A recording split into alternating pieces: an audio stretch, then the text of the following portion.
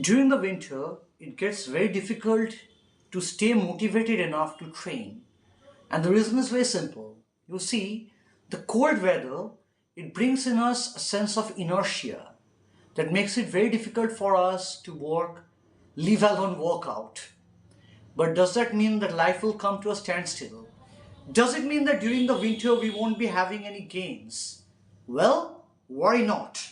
I've got you covered. So right now in this video, I'm going to talk about the concept of micro workouts. Now what are micro workouts? They are workouts which you can do in under 10 minutes if you perform them correctly.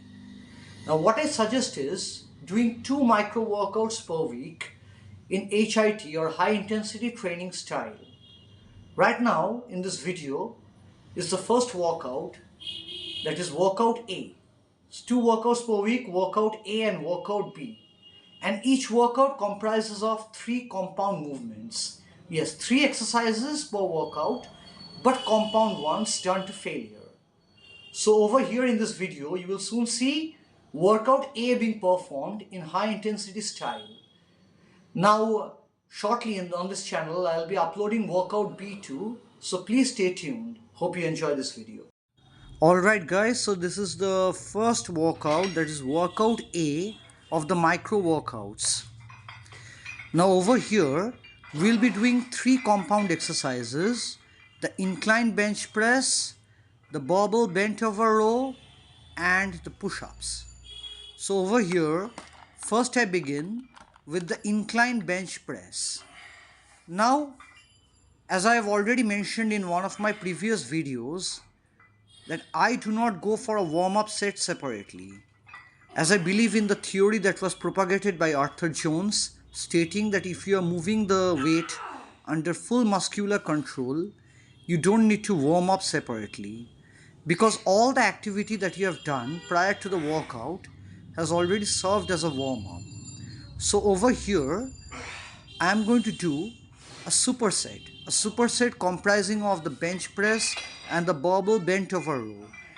The first one, once I hit failure on the incline bench press, I move over to the bent over barbell row. Now over here too, this is not a separate exercise, it's a continuation. That is, I do the incline bench press and then move to the barbell bent over row straight away.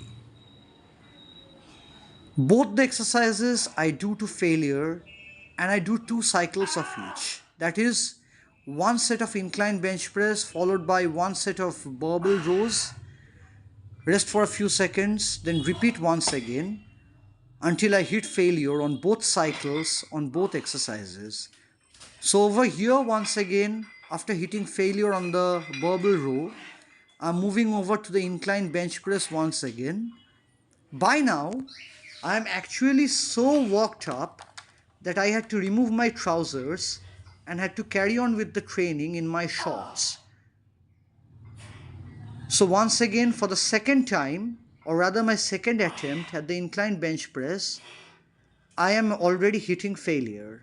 So I try to hold the weight in a contracted position, increasing the strain on my muscles until I can no longer hold the weight, and then I slowly exit the exercise.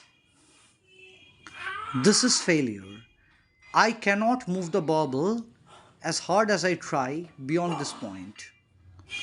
So I move on once again to the next part, which is the bent over barbell row. Those of you who think that you need separate cardio sessions for weight loss, you can rethink it, because this particular exercise, this kind of high intensity training, it actually taxes your cardiovascular system pretty much. So once again, I have gone over to the barbell bent over row, and gradually you'll see I'll achieve failure. Why do I call it achieving failure? Because once you fail, you have stimulated your muscles, and now it is time to rest and let the muscles grow with proper rest and nutrition. The last exercise for this particular micro workout, the last exercise of workout A, is the incline push-ups. Now, this is an exercise where pretty much many people get it wrong. People often sacrifice form for the sake of getting in more repetitions.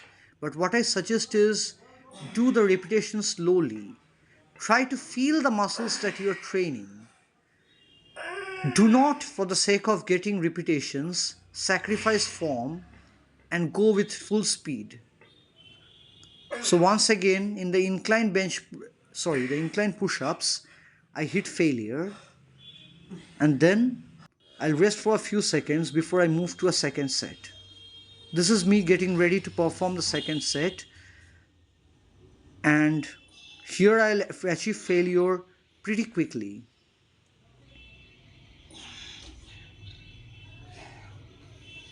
As you can see, I'm gradually unable to contract my pectoral muscles even in this simple movement. My pectoral muscles are already so fatigued. So what I do is I try to go for a static hold. I try to hold myself up in the contracted position as long as my muscles don't give way. And that's all for the first workout.